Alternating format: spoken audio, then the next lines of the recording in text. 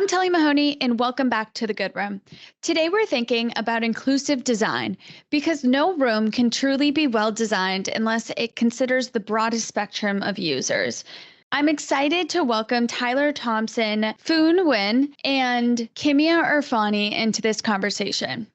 To kick us off, could each of you please introduce yourselves and tell us some about your background when it comes to inclusive design? So my name is Tyler. I am male wearing brown glasses with a grayish hat and a gray shirt, and my preferred pronouns are he, him, his. I am in the Boston office, an architect, and I've been practicing since 2007, but in 2019, I had a stroke. And when I went back to work after the stroke, I found that I was experiencing the world in a totally new way. So I pretty much poured everything I had into trying to help other people experience the world the same way as able-bodied people experience the world.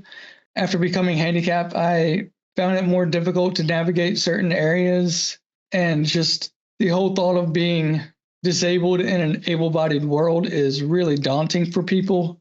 I mean, I'm speaking for myself, I don't know other people, but I'm trying to alleviate that pressure, both for myself and everyone else. So that's been my whole background, or my interest in inclusive design has really started with its own personal trauma story. My name is Phuong Nguyen, and I have black hair, and I have on a white sweater with black stripes on it, and I present as South Asian. My preferred pronouns are she, her, and hers. Being an immigrant from Vietnam, I think for me, I've grown up in places where there weren't a lot of people that look like me. So I think I have a sensitivity towards helping other people not feel as other as I did growing up. So I think that having that lens in your personal story makes you a little more sensitive to, being able to put yourself in someone else's shoes. And then that's parlayed into the work that our studio does, which is experiential graphic design. And I feel like it's a design practice that helps people connect more deeply to a built environment. So we want people to feel welcome and more included in all of the spaces that we as Page design. So we like to bring that kind of sentiment into projects as we work with other disciplines. My name is Kimia, Tradewell Fellow. I sit at the LA office. I'm originally from Tehran, Iran. I did a PhD in architecture from University of Michigan, focused on age, place. By place, I mean hybrid of technology and space, and health. And by that, I focused mostly on social well-being. So aging bodies in design became a topic of interest to me as I observed my own parents' many points of frustration while interacting with many design objects and spaces of foreign cities. So overall, that inspired me to dedicate my dissertation to them. And inclusive design to me is a fundamental condition of good design. So we as designers are passionate about creating positive experiences for people, right? So providing equitable opportunities for great experiences through inclusive design is an honor to me always. Any line that we draw, in many cases we don't draw, has power. Design is power, right?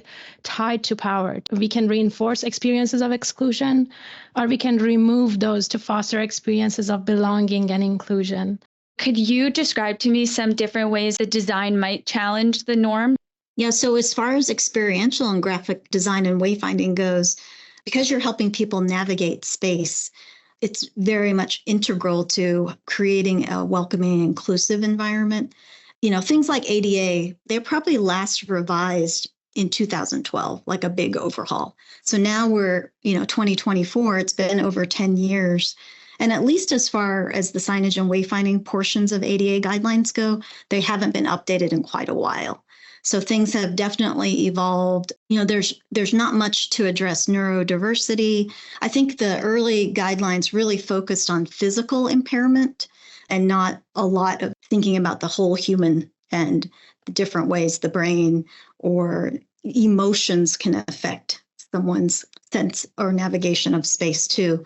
So in our practice, things like incorporating multi-languages where it makes sense to a community, universal symbols so that things are really easily understood and not just reliant on words or verbal cues. but also a lot of design best practices. So things like color and contrast, change of material. So things that help you navigate a space intuitively without words. I also think are things that you can incorporate that it's more part of best practices than it is necessarily bucking the norms, but you're using those ADA guidelines really just as a baseline of starting. It still is good practice to apply the foundation, but there's so many things now that you can do to enhance that experience and make it more inclusive that goes beyond just that baseline. I think for me, it often stems from, in the physical sense of the words, giving more space. From an architectural sense, I believe it's almost always about being more generous with the space we're allowing end users to have. And I know that's not always possible, but I'm constantly looking through floor plans and the teams I'm on, I'm always asking questions. Oh, what's this dimension between this built-in table and this mobile file cabinet that's going to have to be used at some point?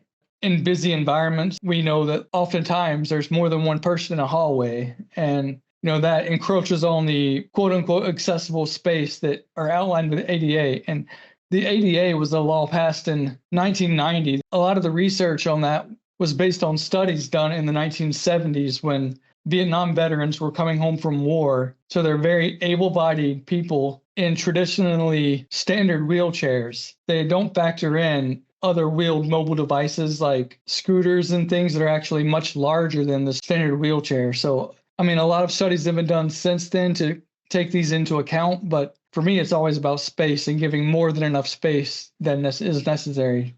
Does this consideration also get incorporated into the restroom design?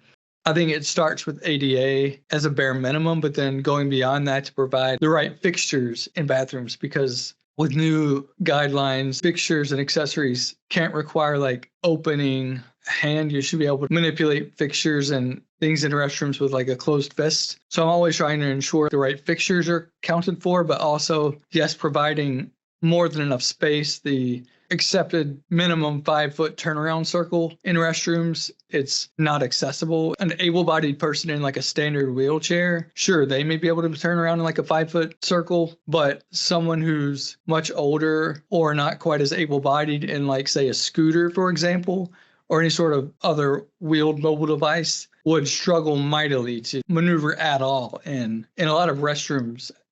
I was recently on a project team with a consultant who did use a scooter and noted that he's been like trapped in so many vestibules because of the size of his scooter and just the inability of a 20-point turn or whatever you need to do in a tiny vestibule is like impossible in those things.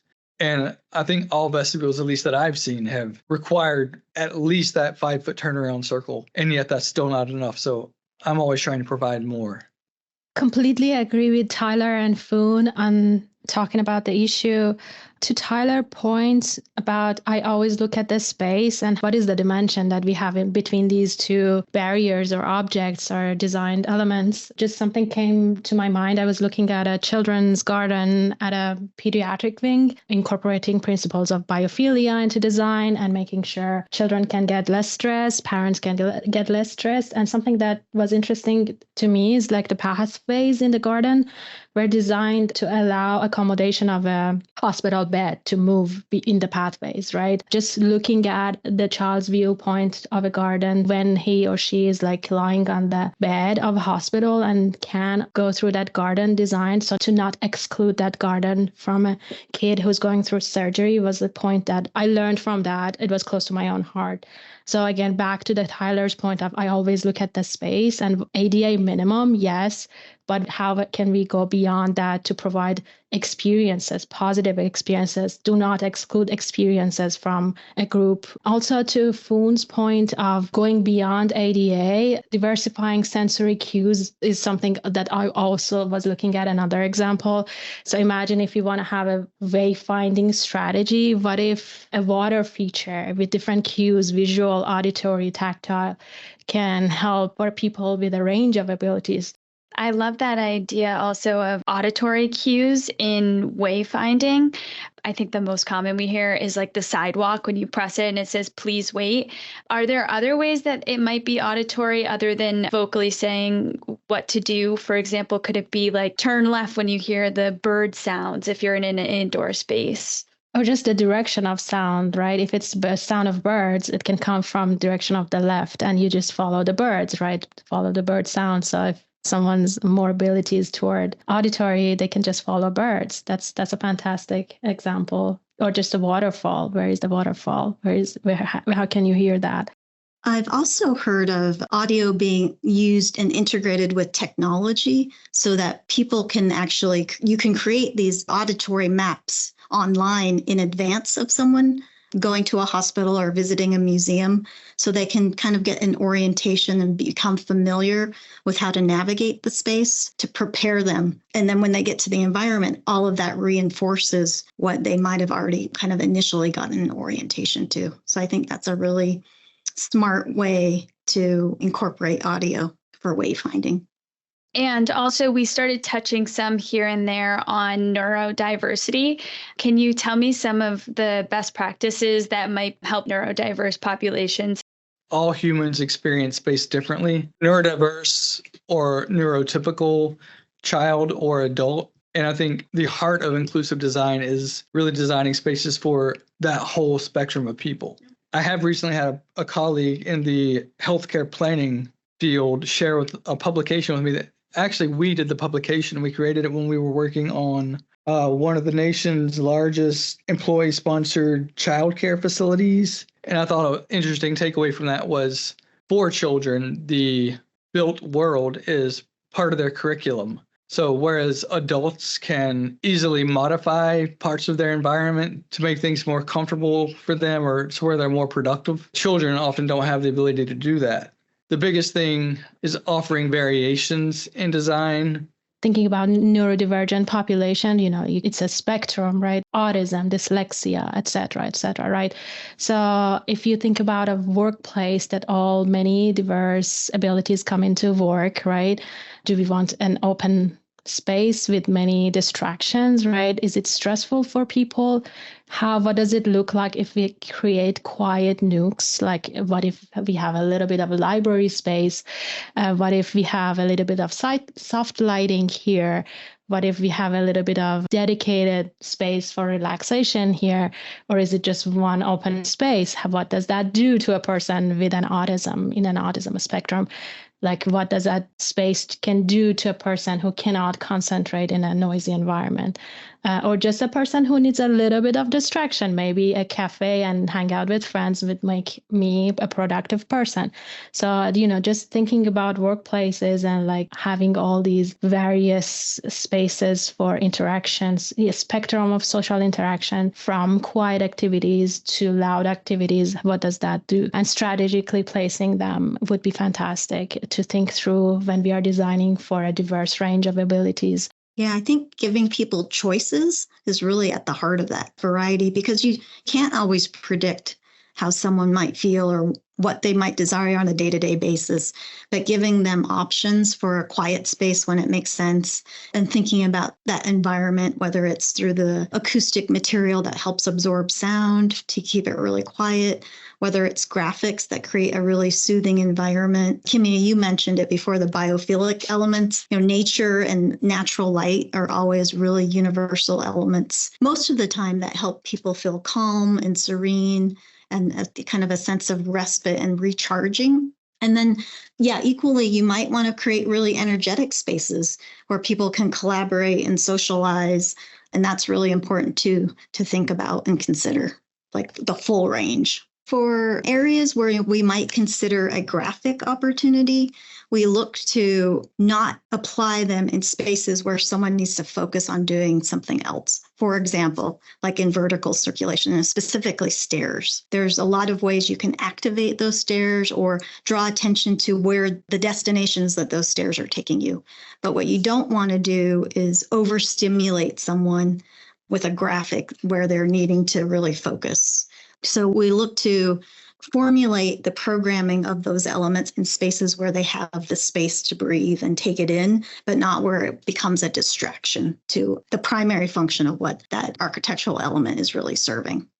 Yeah, and Phuong, while we're thinking about the energy that a room might create, I am reminded of a study that I had seen that showed that people with ADHD who presented more hyperactively actually were more productive when they were working from home because they were in a space that they could take a break and move around to kind of reduce some of that energy that they might have. And I'm curious how you think about this population when there is a move to come back to the office. How do you think about designing spaces that are conducive to their needs? Yeah, I think there's a lot of work in creating spaces around health and wellness. So, in that case, it's really about mental well-being in addition to physical. And there's a lot of ways and strategies. I mean, one, it's just in how you're sourcing material and the composition of those materials, starting with LEED certifications to create a healthy environment. And then going beyond that, looking at hydration stations, encouraging people to use stairs. So physically getting up from their desks and moving around is so good for us.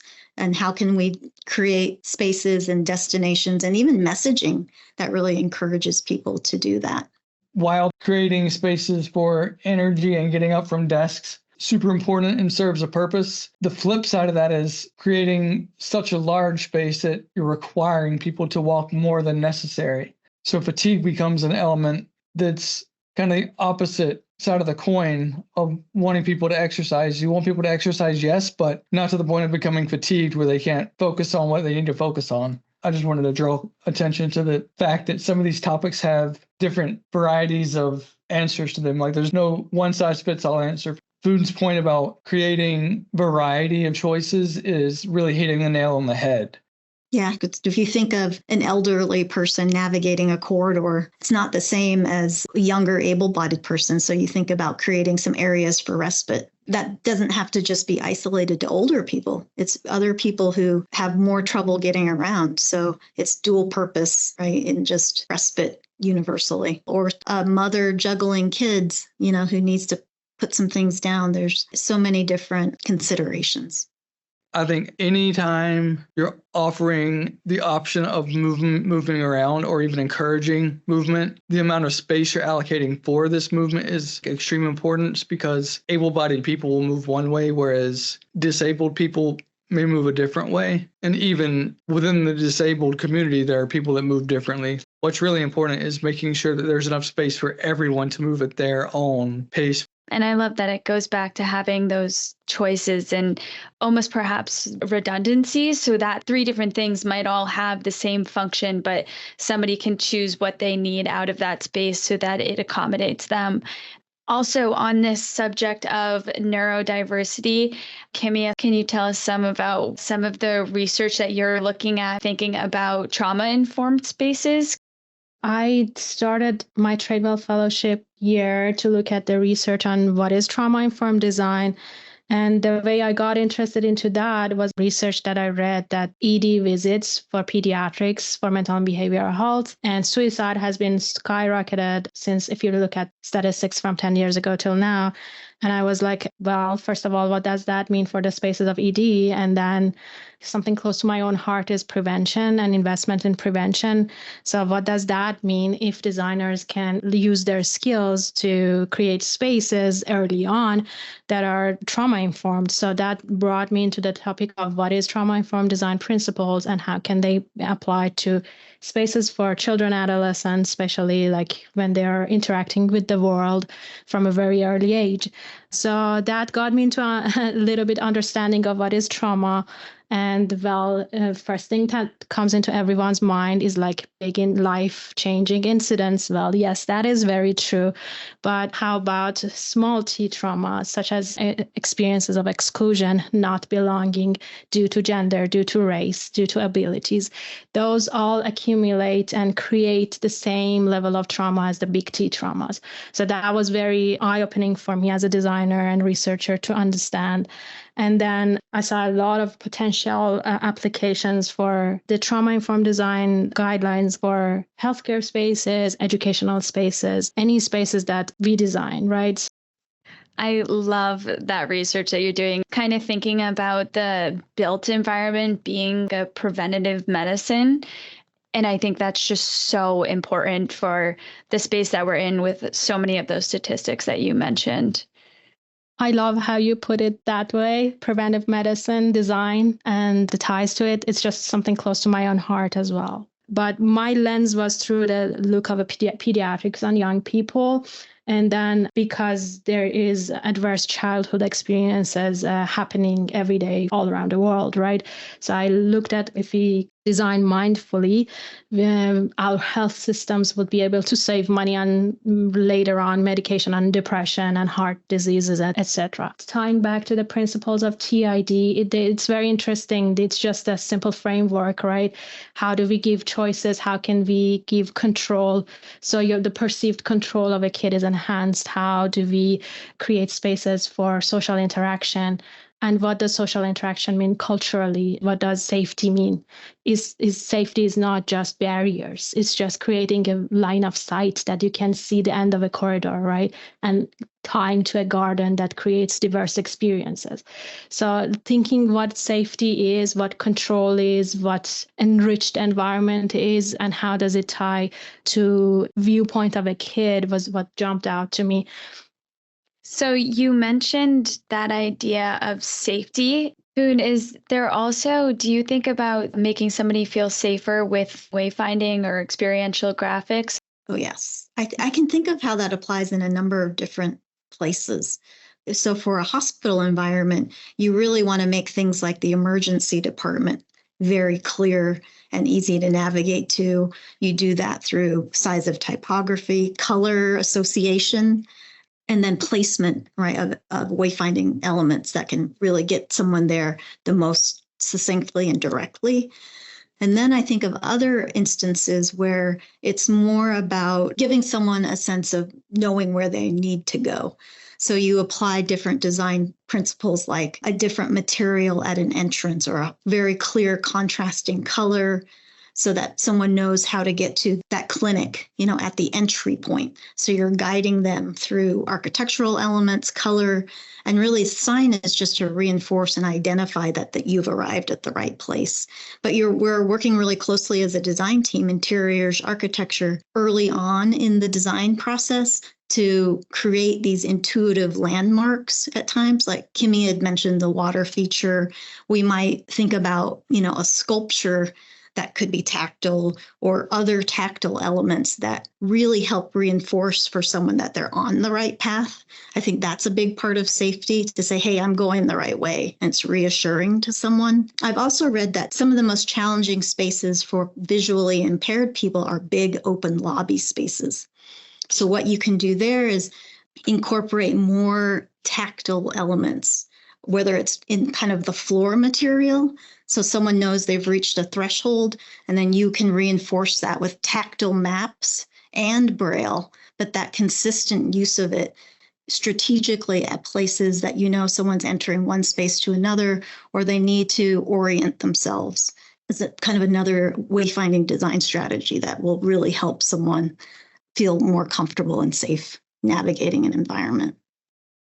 Before we wrap up, I'm curious about some of the challenges that you've seen when incorporating inclusive design principles, and what are some of those conversations that we should be having to create some more widespread adoption across all types of facilities? As designers, we are connected to a bunch of decision makers, right? And I think being very, very mindful of who is making decisions about inclusivity and what is their knowledge, and also what is our role if we are coming as their consultants and guiding them and advocating for inclusivity. I think it's a very artistic process that needs to be done very intentionally. And how do we navigate this tough conversation of what if we look at this space this way, or like how do we have these tough conversations, or like important conversations that are about advocacy for the users with the decision makers. I think that is very key. Yeah, and I think it's being really as informed as you can be, but open to their participation. of experts in their own space and operations. I think the challenge is that usually when we're making recommendations for different kind of wayfinding strategies, there's usually a higher upfront cost. So having that conversation early to say, is this part of your brand? Is this what you want to communicate out to the public or to your patients or to your students? And trying to align those values so that they can see how it can be beneficial. And then helping them promote it too, through educational signage, through their website, content that they can share so that it's, you kind of have to prove the test case or arm them with tools to express or show the investment that they're making and that there's benefit to it, on the other side too. These strategies do come, like Phuong said, with an upfront cost. And it's keeping, yes, the clients open-minded about what this cost is going to get them. But another way to help alleviate some of that is using some of the great organizations that are adopting some of these strategies. Like the AIA has adopted the Framework for Design Excellence, which hits really hard at inclusive design and designing for inclusion. And just there are a number of other organizations like LEAD ties in with the whole process of being sustainable for not just the environment, but human resiliency. Thank you all for coming and having this conversation. Of course. Appreciate Thank you for Thank making you. this. Making it happen.